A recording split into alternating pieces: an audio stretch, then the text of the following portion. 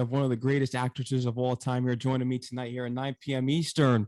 She's been in a variety of films that you may know, a hit show, Maude, but more precisely in the films, The Fog, Creepshow, Swamp Thing. We can go on and on, Cannonball Run.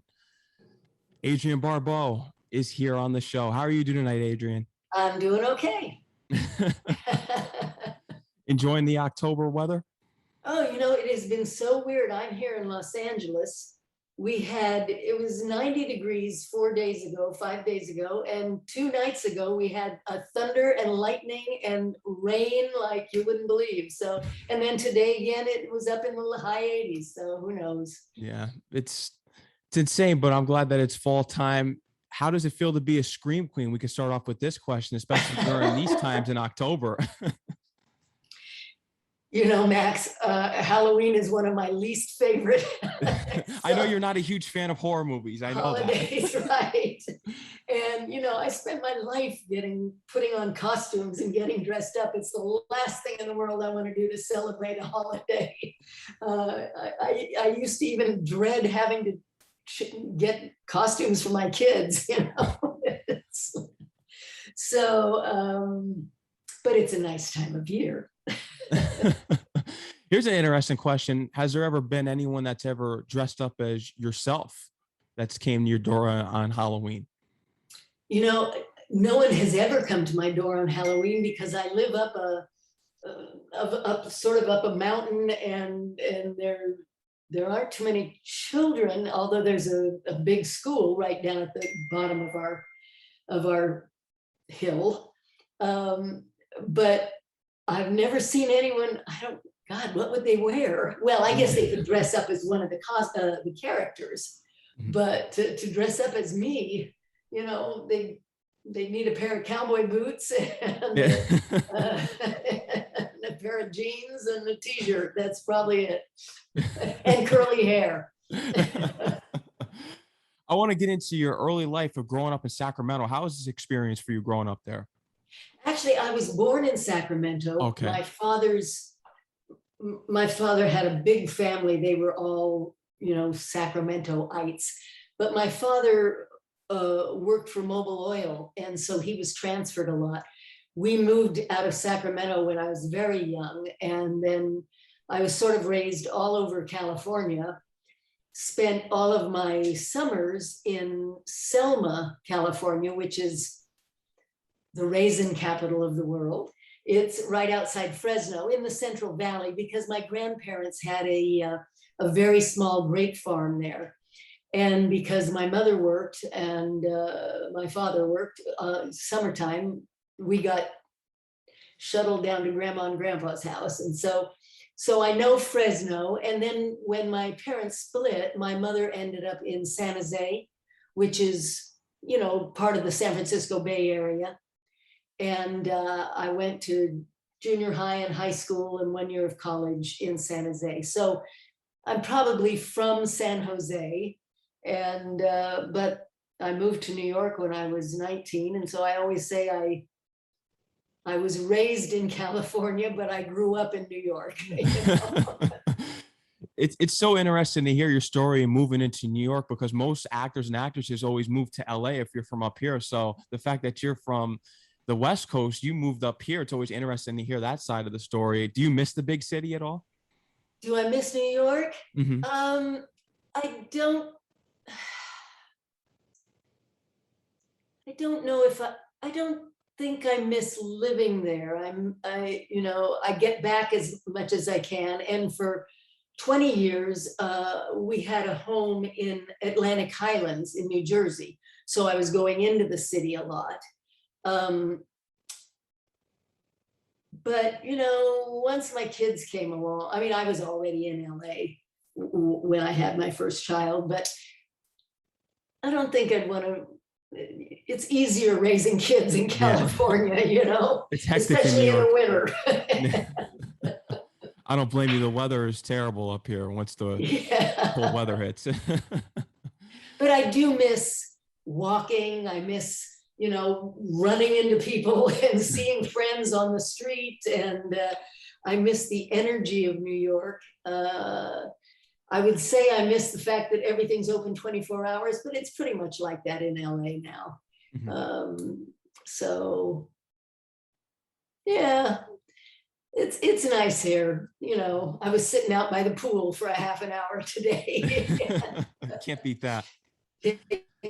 We know about the San Jose Civic Light Opera and your early career, but getting into Broadway, how did you go about that going into New York and becoming involved in Fiddler on the Roof and Grease as Rizzo and winning being nominated for the Tony Award and the World Theater Award, which you won?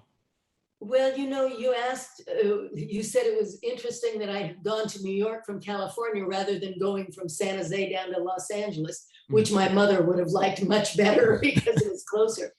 But I didn't know anything about movies or television. I didn't grow up going to the movies. And I started doing theater when I was in high school, so I never really watched TV. We didn't get a television until I was 6 or 7. And I really don't remember watching a lot. So all I knew was theater, stage. You know, I started doing high school productions, or I started doing junior high school productions, I guess, and then little theater productions, and then working with the San Jose Civic Light Opera, which was a multi-million-dollar community theater. But they put on these, you know, lavish productions that ran for 6 weeks, and so all I knew was theater. And I also didn't know that people made a living as an actor. That was, I mean, I didn't, you know, my family were farmers, and you know, I never crossed my mind that you could do that. So when I graduated high school, I was part of a musical comedy review. We applied to the State Department, and we got chosen to go overseas to in those days it was called the Orient, now it's Southeast Asia. You know, we were in South Korea, we were right on the DMZ, we were in Japan and the Philippines and Okinawa and an atomic testing center called Johnston Island, entertaining the armed forces. So I did that for 3 months, came back, started college. And then I did another production with the San Jose Civic Light Opera, and there was my roommate in the show had been in New York, and she had been in an off-Broadway show. And she said, you know, you ought to go to New York. I mean, that's where all the teachers are if you want to study singing or acting, or you ought to go to New York. And I thought, oh, okay, well, I'll go to New York. And I said to myself, look, if I'm not earning a living, supporting myself as an actor by the time I'm 25, I'll go back to college and I'll get my degree and I'll teach acting, you know. But then get to New York, and you basically, in those days, I mean, didn't have a union card or anything. So you just went to open chorus calls, you know, sang the last 16 bars of a ballad and an up-tempo number. And along with maybe 300 or 400 people, other actresses that were auditioning. And after about 6 months or so, I got my first union job. It was a summer stock job. We had 5 days off in 3 months. I think we got paid $75 a week, and we had to kick back 35 of it to the producer to pay for our rent. But at the end of those 5 months, I had my equity card, you know, which is a big deal if you're an actor on Broadway or in New York, you know. So then I could go to equity calls, open equity calls, and Fiddler on the Roof just came because I had sent my photo and resume to Shirley Rich, who was the penultimate casting director in those days. This is 1968. She cast all of Hal Prince's shows. I mean, she just cast everything. And I had sent it to her, you know, probably 2 years before, but she kept it. And she called me and asked me to come in and audition for one of the daughters. The show had been playing for a couple of years. Bette Midler was already in it. Bea Arthur had left much before me. But she just asked me to come in and audition, and I did, and I got hired. And Fiddler led to another I stayed in Fiddler a couple of years because I was a working actor, I could pay my bills. and then I left and I did an off-Broadway show, and then I just went in and auditioned for Grease, and they hired me. And that led to my being cast in Maude and coming back to LA. And then that was the beginning of more visibility and my going on to other things. I read online that you were a go-go dancer for the mob. Is this true? I was. Yes, I was. My first job in New York, if you're going to try and be an actor in New York, you have to have your days free because you've got to make rounds, you've got to go to auditions, you've got to take classes. So you take a night job. And I was hired by, it had been what I later found out was called a clip joint. But at the time I was hired, it was a sort of a small cocktail lounge restaurant called Maddie's Mardi Gras on 49th Street between 6th and 7th. And I didn't know it at the time. My boss was called Maddie the Horse. I later found out, actually probably not until I was writing my memoir, that Maddie the Horse was actually Maddie Iannello, I think was his last. I'd have to look it up again. And he was, the head of one of the 5 families. All I knew was they took very good care of us. They made sure we got in a cab at night. They didn't let the customers bother us. There were times, I remember the first time I asked him if he knew where I could buy a stereo. And he said, oh, yeah, don't worry, I got you taken care of. And the next night, he said, okay, this is my friend so-and-so. When you leave work tonight, just take a cab and follow him. He's going to be in that brown Cadillac, and just follow him down until he stops. And so stopped the Cadillac and got out and reached into the trunk and handed me a stereo, in those days. And they were always like, hey, you want to buy a mink coat? You want to buy a diamond ring? It was all, SWAG, stolen with a gun. Is that what swag meant? I don't remember those days. But yeah, I wasn't sure at the time, but as it turned out, that was Maddie the Horse and Maddie's Mardi Gras. And actually, that you asked about the go-go dancing. When I started there, I started as a waitress, a cocktail or a waitress, really. And then they taught me how to be a barmaid. So I was behind the bar. And Maddie had these motorized mannequins on a stage opposite the bar, dressed up like musicians. And, he would play records on the what do you call it, the jukebox. And the musicians would move like they were playing the music. So the piano player would be plunking his fingers and the drummer would be drumming and everything. And people from outside would look in and think there was a live band. So they'd come in and order their drink and then turn around and it's not a live band, it's just a bunch of dummies. And so the customers started getting angry. So Maddie said, hey girls, why don't you get up there and, dance to the music. And I was later told by someone who seemed to know that was sort of the beginning of go-go dancing. Nobody else was dancing on a stage to rock and roll, And, I quit when they went topless.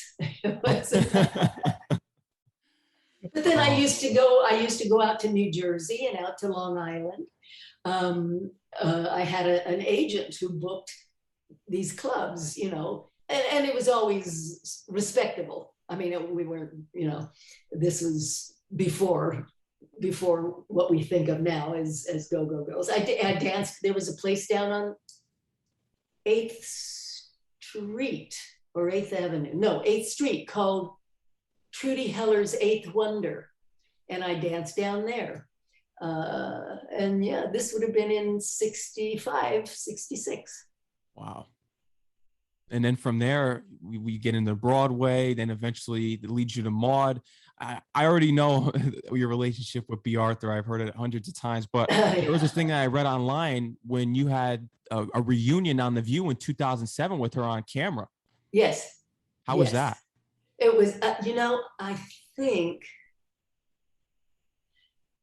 that may have been the last time I saw Bea. I don't know if you know Los Angeles very well, but you can live, if one of you lives in the valley, which is what I do, and one of you lives in Malibu, or actually Bea lived in Mandeville Canyon.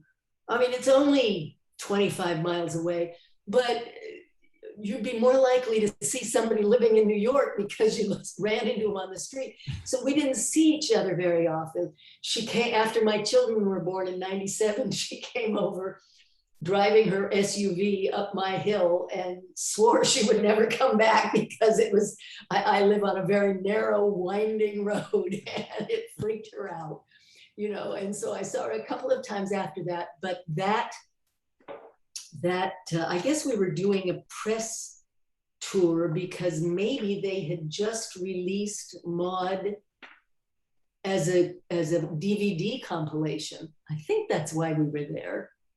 I don't remember too well what to talk about, but it was wonderful to see her. It was just, it was as though a day hadn't gone by. And we had a great couple of days together, doing press for whatever we were promoting. I'm sure it was the DVD. And rest in peace to Bea Arthur, one of the all-time greats. And working with Norman Lear, you also had a connection with Norman Lear in the sense that you were able to work with John Amos on Two Evil Eyes. Was John Amos in Two Evil Eyes? Yes, he was the detective. In my segment? I'm not sure if in your segment, but I bet he was in the one with the black, called the Black Cat. Two Evil Eyes is it's two different stories. Mm-hmm. A typical George A. Romero, similar to Creepshow. Right, but Dario Argento. That's right. He was directed the other one with Harvey Keitel, right? Am I getting that right? Yes. I've only watched that movie. I didn't have any scenes with John, I'm sure. Okay. I don't think he was the detective in ours, but you could be right. Okay. I just had Grant Kramer we ran into each other and he started talking about a play that we had done a reading for. And I swear to God, I had no idea what he was talking about. My memory is, I don't remember a lot of things from my career. I might remember them from my personal life, but that's interesting. I didn't know that about John. I'll have to go back and look at that someday. In other aspects of the shows and working with Norman Lear, he had his issues with Norman, with the show being written in a certain way where he didn't agree with, and going about changing lines for your characters, because I read about some of your lines that you didn't think that fit your character on Maude. It was a very open writer's room, if that sort of makes sense. Every week we would all get together, the writers and the cast and the producers, and read the script that we were going to do 2 weeks in advance. And everyone was encouraged to, if something about what they were saying didn't ring true to what they thought the character was, to speak up. I don't remember. All I remember specifically was Bea was the first one to say, I think this line would be funnier if Adie said it or if Conrad said it. She was so giving. I'm sure there must have been times when I said, you know what, I don't think Carol would say that, or I think she might go this direction instead, but I don't remember specifics. But I do remember that they took our suggestions to heart. And when the script would come in the next week, okay, this makes more sense, you know. Mhm. Getting into your film career, your first feature film, which is The Fog, directed by John Carpenter, Stevie Wayne, your nightlight. Did you draw any inspiration from any radio hosts on the air in your area that you may have listened to in preparation for this role? Not in my area, but in New York. Oh, okay. Who was that? I remembered back to when I was living in New York, and I think it was WNEW, and her name, oh my God, her name just went out of my head. This is, oh, I've talked about her so many times because she had such an incredible voice, and she billed herself as the Nightbird. She was on WNEW. I'm going to see if I can't Google her right while we're talking. The Nightbird, WNEW. Oh, I know her name so well. Alison Steele. Okay. Alison Steele. And she was wonderful. Are we still working together? Because you disappeared off my screen. Oh, can you hear me now? I can hear you as long as you can hear me. I can hear you. Okay. I can. Alison Steele, the Nightbird. And she just had that really soothing voice. And so I was channeling Alison Steele. I don't know if she's still around. Let me see what this says. She died in 1995. She was born in 37 and died in 1995. And it was WNEW in the 60s and 70s. Okay. That's interesting. See, I'm happy to hear that you drew inspiration somewhere in that role, because it's always interesting to hear if there's someone playing someone on the radio who they drew inspiration from. And there we have it. Yeah. But, yeah. Just an all-star cast. You, Jamie Lee Curtis, Janet Leigh, Tom Atkins, Hal Holbrook, who you would later go on to work with in Creepshow on The Crate. Just establishing these relationships, because you stayed close with the majority of the cast for years. Oh, I'm still very close with. I haven't seen Jamie Lee for quite a while, but Tom Atkins is one of my closest friends. We were just together last weekend, I think it was, or 2 weekends ago in Baltimore. You know, whenever I get an opportunity, whenever I get asked to do an autograph convention, a horror convention, my first question is, well, is Tom going to be there? You know, and Jane and Nancy Loomis, Nancy Kies. Yeah, we were friends before, and we have remained friends, definitely. Chuck Cyphers. I only get to see Chuck now if we both show up at a convention, because he lives in Arizona, I think. But we were all. I mean, I didn't know Janet Leigh, and I didn't know Hal Holbrook before we did it. But Jamie Lee, you know, had worked for John already in Halloween, and she used to come out to the house all the time. And I met Tom in probably 1976, when one of my close friends, an actress that I had been in Greece with, who then went on to do Halloween 3, Garn Stevens. Garn started dating Tom, and she brought him to my house for Thanksgiving. And unfortunately, the turkey took so long to cook that when we all sat down to eat, Tom had gone out to get a pizza. But you know, I love him dearly. Yeah, yes. It was a great group of people. And it's irreplaceable at that. And the remake, it doesn't amount up to what you did in the original at all. I'm a purist when it comes to horror films, and I'm curious to hear when you go on top of the lighthouse, how was that shoot? You know, that was not shot at the actual lighthouse. Okay. The top of it was not shot at the actual lighthouse, and the interiors were not shot in the lighthouse. Just the exteriors, walking down the stairs, and of course all of the driving sequences, and my house, and the candlelit vigil and all of that. But the last scene that takes place on top of the lighthouse was shot in a studio, and it was shot before they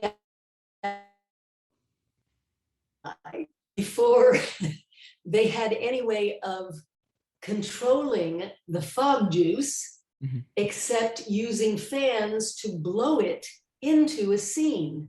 They couldn't evacuate it, if you're following me. And so John came to me and he said, look, you know, we have to shoot this scene in reverse. You have to act it in reverse. You have to act it starting with the fog, the ghost disappearing, you know, and the fog disappearing, and then act backward to, are you following me at all? Yeah. It's not easy to explain. No. But I had to act it in reverse, and then they took the film and they flipped it over and they developed it that way, because all they could do was blow the fog into the set. So that's the best I can explain it. I think I explained it a little better in my memoir, but I'm not sure. We can understand the picture 100%. Okay. Did they keep the ghosts from you on set? Because I know most directors in horror kind of tend to keep the monsters away from the cast to get the real effect and emotion out of the actors. Did they keep Blake and his men from you when the reveal actually came? You know, I didn't have any, aside from the top of the lighthouse where it's been so long since I've watched it, but it's only one ghost that follows me, right? When he's banging on the lighthouse door and then up to the roof. Right, and he's got that thing, that hook or something. But I didn't have any scenes with Blake or any of his men, so I don't know if they did or not with the other actors. I just don't know. I'm sorry. No, it's okay. We're just trying to get all the information out for all the horror fans out there with the fog. Being that now that you become a genre actress in horror, how did you originally prepare for acting in a horror movie? Because it brings forth such emotion. You have to be stable, you have to be scared, and you played a strong role because you think your son is dead at a time in the film, perhaps. You know, I don't think it has nothing to do with the genre. I mean, I just look for the honesty in the character, for the background of the character, for how she feels about what's going on around her. I've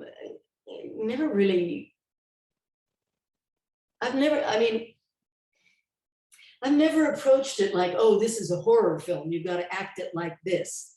I just always try and make it honest. And I am one of those people who has a very trigger hair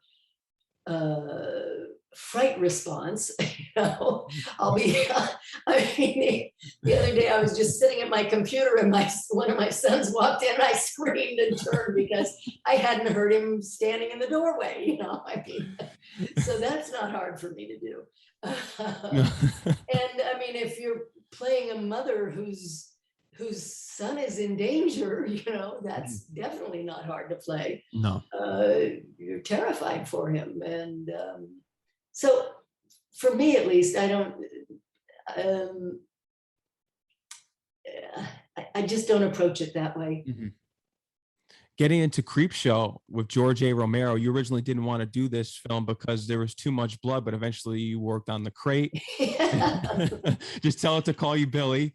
They sent me the script and I didn't know anything about George Romero. I never went to horror films. I didn't know anything.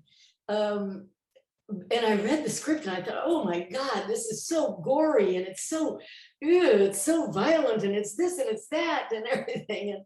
And I was married to John at the time, John Carpenter, and he's saying, are you kidding me? You're going to turn down an opportunity to work with the master of horror, to work with George? And Tom Atkins had already been cast. So I called Tommy and I said, Tommy, you're going to do this? I mean, this is really sort of vile and, ugh. And he said, oh, Adrienne, you don't get it at all. It's stylized. It's going to be a cartoon. It's supposed to be funny. It's like, okay, I'll take a chance. And of course, it's one of my favorite things that I've ever done. That's right. You love that role as Wilma, Billy. Yes, I did love her. Classic. What was your reaction the first time that you saw Fluffy, which is the monster in the crate? Everyone asks that. And I mean, it's just, I don't even know now. I'm not sure if it was an animatronic or if it was a puppet or it was a person but I wasn't scared. Let's put it that way. Years later, you get to take part in the Creepshow series. What did that mean to you? Oh, I was really pleased to do that. And, I mean, obviously it was, the role wasn't Billy. It wasn't, she wasn't as much fun, let's say. But what I really was happy about doing it is I'm sure I had met Greg Nicotero maybe back when he was visiting the set of Creepshow, when we were all very, very young and he was just getting started. But I had never worked with him as a director. And I wasn't a Walking Dead fan, so I really didn't know his work. And it was so wonderful to work with him and to find immediately that I could trust him as a director and that he was really, really good. And so that was a real pleasure. Mm-hmm. And fans were thrilled to see you back, because I like that Greg Nicotero pays homage and tries to keep it original. That's something that a lot of directors today, I feel, lack as far as the remakes go nowadays. I love that Greg Nicotero kept that aspect of his series and paying homage. Yes. That's important. It really is, and especially to the horror genre. Swamp Thing with Wes Craven. I know I'm going to touch on this for the sci-fi horror fans. Wes Craven. Now, I know you were disappointed, not how it came out, but you felt as though that Wes didn't, because he was so over budget and they kept cutting him down, that he wasn't going to get the film that he wanted. And eventually it turned out to be that it turned out to be a good movie on film. Yes, it did. And that was, and that was only, that was all Wes's doing. Wes wrote this wonderful screenplay that I thought, oh my God, this is just, it could, it was sort of Beauty and the Beast. And I thought, oh, this could be just fantastic. And then we got on the set and they just kept undercutting his budget every day. There was one day when we showed up and there was no makeup trailer because they hadn't paid the bills, and it was horrendous. And he had to keep rewriting and cutting out characters, entire scenes and all of that. And the fact that it turned out to be as successful as it did, and people love it. People still love it. It's is just a real tribute to Wes's talent. Mm-hmm. Something that I think that the fans really admired was you going up against David Hess in that film, because he was such an enemy on film because of his role in Last House on the Left, in which he played just a bona fide criminal. And see, I didn't know any of that. Mm-hmm. Was that before we did Swamp Thing? Yes, that was Wes Craven's first film. Yeah, I didn't know any of that. But you should get the accolades and flowers for being the brave actor on screen to go against this guy, because at that point that was his infamous role. Well, I'll tell you, there were a couple of times when I could have hauled off and slugged him because of the way he was throwing me around. And, you know, it was like, listen, we're acting here. We're not, you know. Yeah. He was pretty strong. Yeah. But I didn't know he had been a bad guy in something else. Yeah. Oh, and moving on into the horror genre, moving on into next steps in your career, Cannonball Run, Back to School, Rodney Dangerfield, you play his wife in that film. That was great. That was so much fun. Rodney's just, I mean, he's as much fun to work with as, you know, as he is to watch. My favorite story about Rodney is the first day I showed up on the set, and there were all these women standing outside his trailer. And I said to the director, to the director, I said, what's going on? I mean, why are they all here? And the director said, are you kidding? Rodney is a sex symbol and they all want to see Rodney. And that just tickled me. And he was a very lovely man too. Mm-hmm. And a very giving man, very philanthropic. I mean, really a huge benefactor to comedians and people who were just getting started in stand-up. Yeah, he was a good guy. Mm-hmm.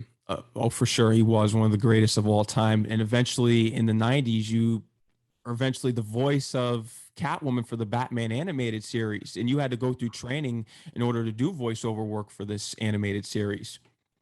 When I first, I don't know if it was when I first got to LA, but when my older son was born,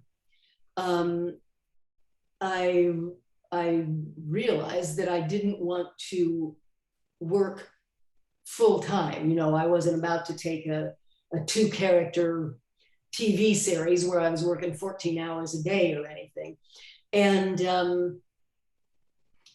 voiceovers were a wonderful way to continue to work, but not have to work, you know, 14, 16 hours a day. Mm-hmm. And so I started exploring that. And yes, I did. I went and took a class in animation, in voicing animated characters, which is different than doing commercials or even video games or anything like that.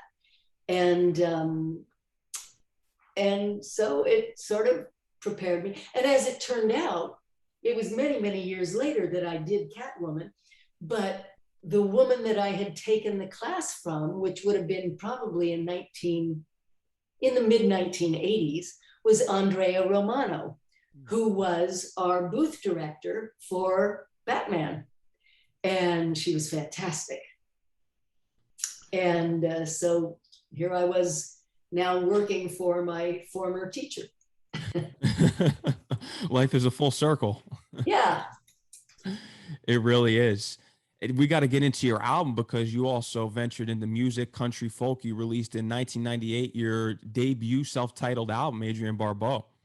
Oh boy, that's a long time ago. Yeah. Well, you know, I was doing, again, it was something I could do and still raise my first son. So I was doing concert appearances and cabaret appearances and club acts and things like that. And finally somebody said, you know, you ought to record all this music for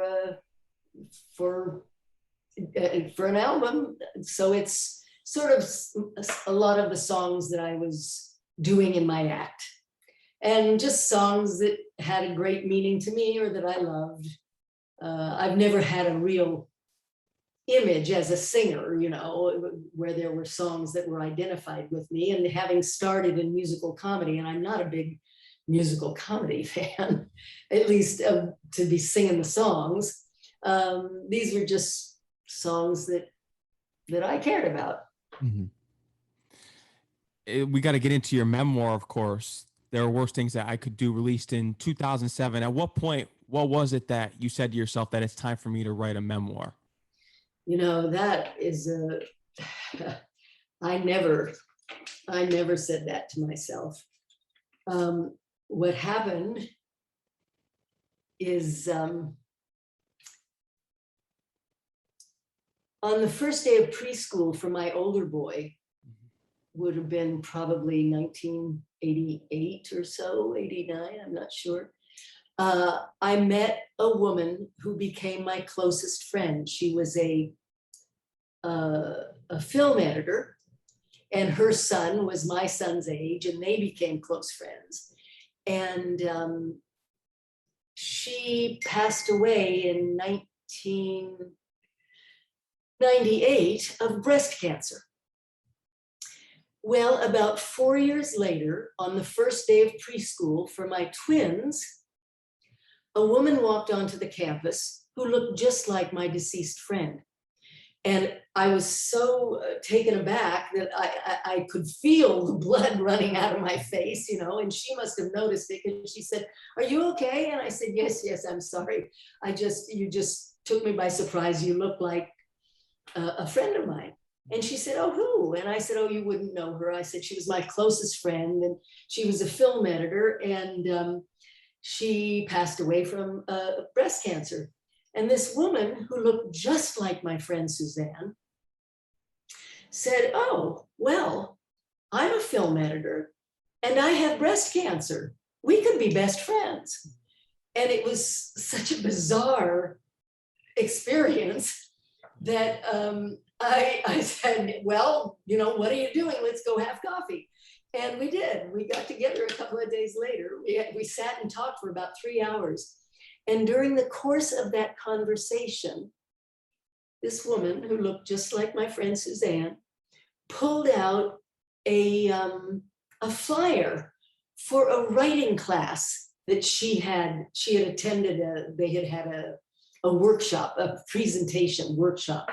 It was a writing class for actors and actresses who wanted to write.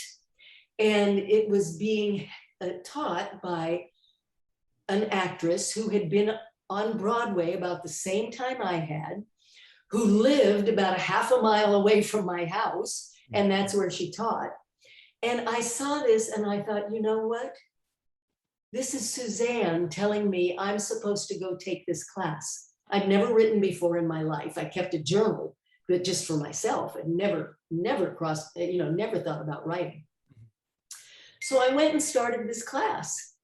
And after about 6 months of bringing in homework assignments, most of which were little stories about things that had happened to me in my career, or dating Burt Reynolds, or being married to John, or doing this horrendous horror film that I refer to as the Rat Movie in Moscow, and landing on the day of an attempted coup when the entire country went into martial law, things like that. After about 6 months of writing these little pieces, the teacher said to me, "You need to get an agent, because I think you have a book here." And so I got an agent, and I got a publisher, and I published my first book, which was There Are Worse Things I Could Do, which I chose because it's the song that I sang in Greece. And it's just a series of chapters, each one about something that maybe I took for granted in my life, but that I thought, people might enjoy reading about, doing Cannonball Run, or, how I got in the business, or things like that. So that was the first one. And then another author approached me and talked about writing a horror series for my fan base. And so we came up with an idea, and we co-wrote Vampires of Hollywood. And then my co-author left the project, and I went ahead and wrote the sequel to Vampires of Hollywood, which was called Love Bites. And then the third installment, which is called Make Me Dead, And they're all about a scream queen who is the head of a small film studio in Los Angeles. And she's also a 450-year-old Armenian vampire whose clan includes all of these A-list Hollywood actors like Orson Welles and Mary Pickford, and Robert Downey Jr. And somebody is killing off the A-list Hollywood actors. And so she hooks up with the hunky Beverly Hills detective, and and it's sort of a vampire series, you know. And then I just finished co-authoring a book about Greece.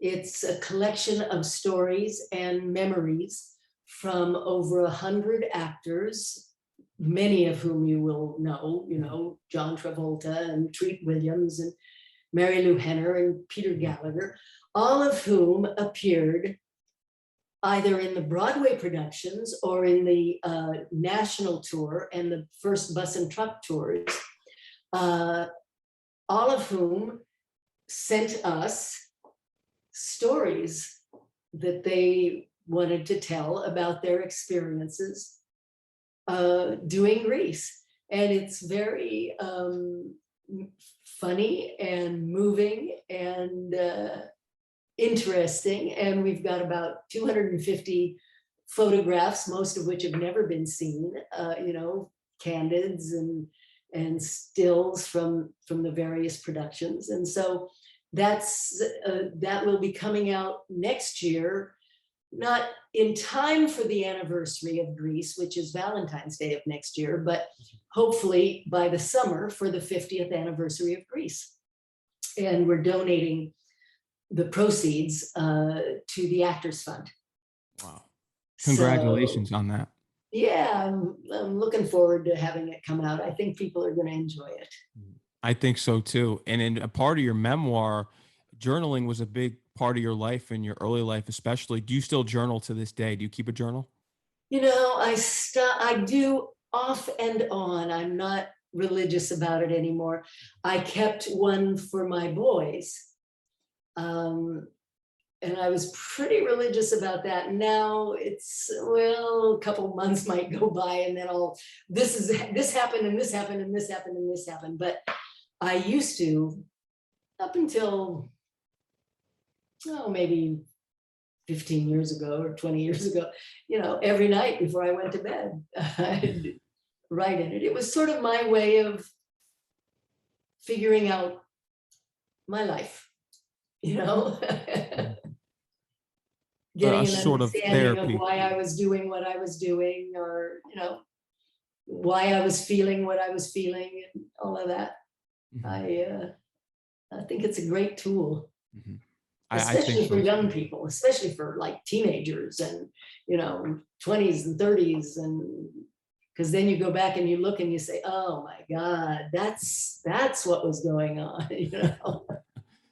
Absolutely. I've heard about the harassment stories, and then in particular one with a cartoonist that you went through. Now we see the women empowerment. Now in today's day and age, you see the women speaking out. Do you feel that the tide has really turned? Because I'll tell you a quick story, because I'm starting to get into acting, and I went to apply for this acting thing in New York. And when I went to the office to fill out my application, they had this whole thing about harassment and sexual assault, and they have you fill out all this paperwork. And if you look around on the walls, you have all these movie posters of Harvey Weinstein and Woody Allen and all these people that have been accused of such horrible things. Do you feel as though that this harassment and assault thing is going to be taken seriously, or is it just, here's the paperwork and there's going to be people that just still do what they do around that, unfortunately?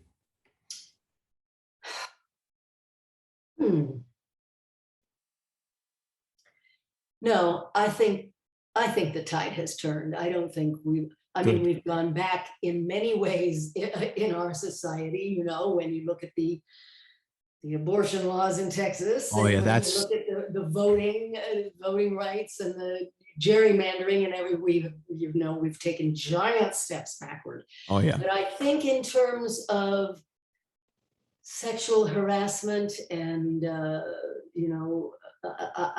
don't think we're going to go backwards on that. I don't think.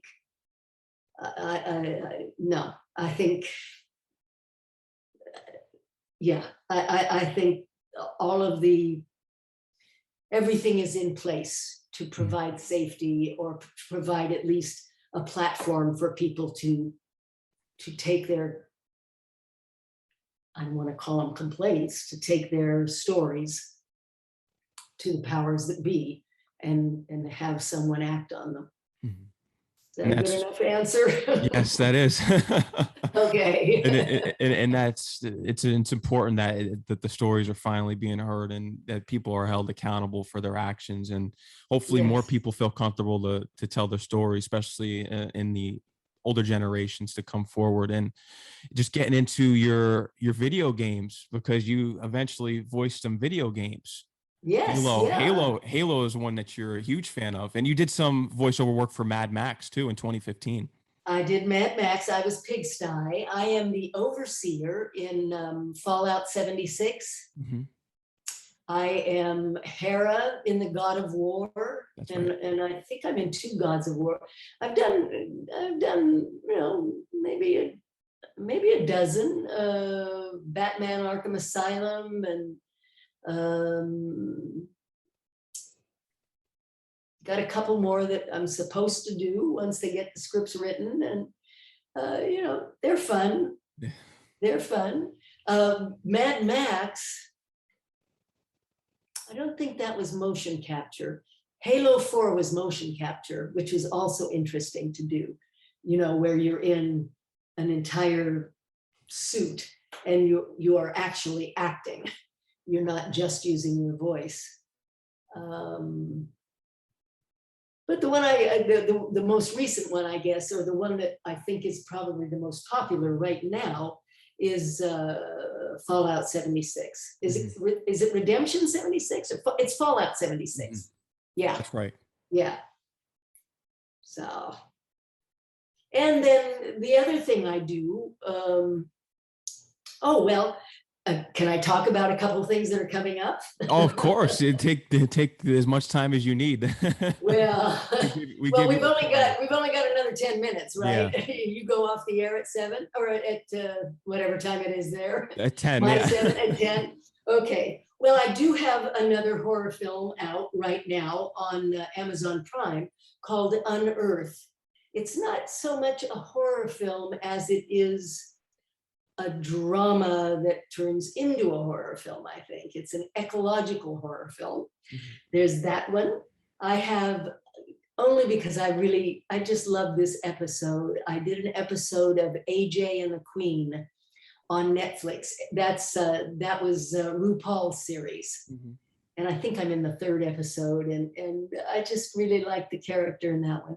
And coming up, dropping in November, I can't talk too much about it, but they have released the trailer. Netflix is releasing a live action version of Cowboy Bebop, which was, yeah. And for your viewers who don't know, Cowboy Bebop was a hugely successful anime series and film, I believe, in the 90s. And the character I'm playing is, she was quite fun. So that'll be coming up. And then when I'm not acting, I've got a couple things that are still, in post-production because the pandemic hit and everything sort of shut down. But when I'm not acting, I do video describing for the blind for many television series and feature films. And what that means is, if you're watching TV and you put your SAP channel on, your supplemental audio programming channel on, mm-hmm.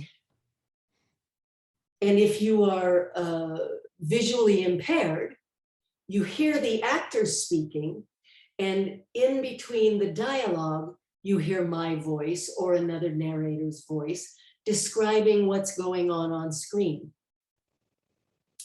So, for instance, one of the shows that I do is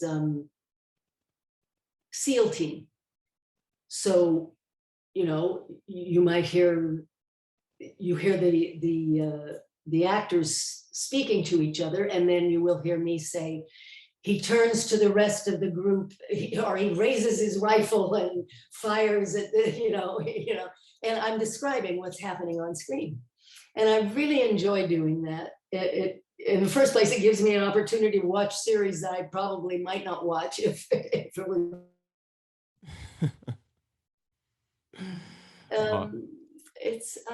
I don't know, I just sort of enjoy it, and it's, you know, it's just another form of voiceover work. And that's great that you do that, because that's so important, and that just shows that how down to earth that you are and how compassionate you are for other people, that you would take the time to do that, and you take pride in that.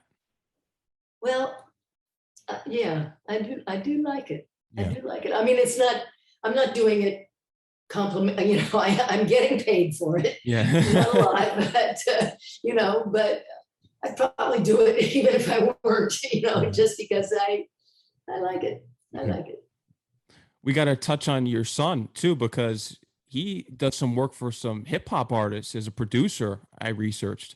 Oh, I have 3 sons. All of them are really just, I'm so proud of all 3 of them. My older boy is Cody Carpenter. He did some work with John on the Halloween soundtrack. Yes, Cody is John's right-hand man. Cody does, you know, I don't know if any of your audience saw the tour that they did. Oh, I guess it was maybe 2-3 years ago now. John Carpenter's Lost Themes tour. They traveled the world. Cody's on synth, and they scored. Cody and John Carpenter and Daniel Davies, John's godson, all are just scored the Halloween that's just coming out, and I think they will be doing the next one. And Cody also has his own following. He has, I don't know how many albums out of his own music. So that's Cody. And then there's William Van Zant by Will Sound, I think. I don't, what is his producing name? And William's only 24. He's already got 1 gold album and 1 platinum album. He is producing hip hop, and he's doing a great job. And then his twin brother, Walker, is a fashion designer. Wow. And he's also a product manager for a major fashion company here in LA. But he has his own line of street, you know, men's streetwear, I guess you'd call it, hip hop streetwear, called Mine Until Morning. Okay. And so I'm real proud of all 3 of the boys. And congratulations to all their achievements thus far. And speaking of achievements, what do you think is your greatest career achievement, and what are you looking forward towards achieving next throughout your career? My greatest career achievement, I think, would be that I have managed to earn a living in this business since 1963. You know, I have never had to take another job. I've never had to do anything else to support myself once I got out of the discothecing, you know. So I sort of think that's because this isn't an easy business, you know, and it's not an easy business to continue in. So maybe that's what I think of as my greatest career achievement. My greatest achievement in life is my children. There's no question about that. And you always put them first and foremost, that's for sure. Yeah. That's just the way it is. Yeah. A last question for the horror fans out there, because you work with an extraordinary amount of talented horror writers and directors throughout the years: John Carpenter, George A. Romero, Wes Craven. What made those legends irreplaceable in the genre of horror that just makes them so irreplaceable? Well, I mean, they're just incredibly talented. I don't know,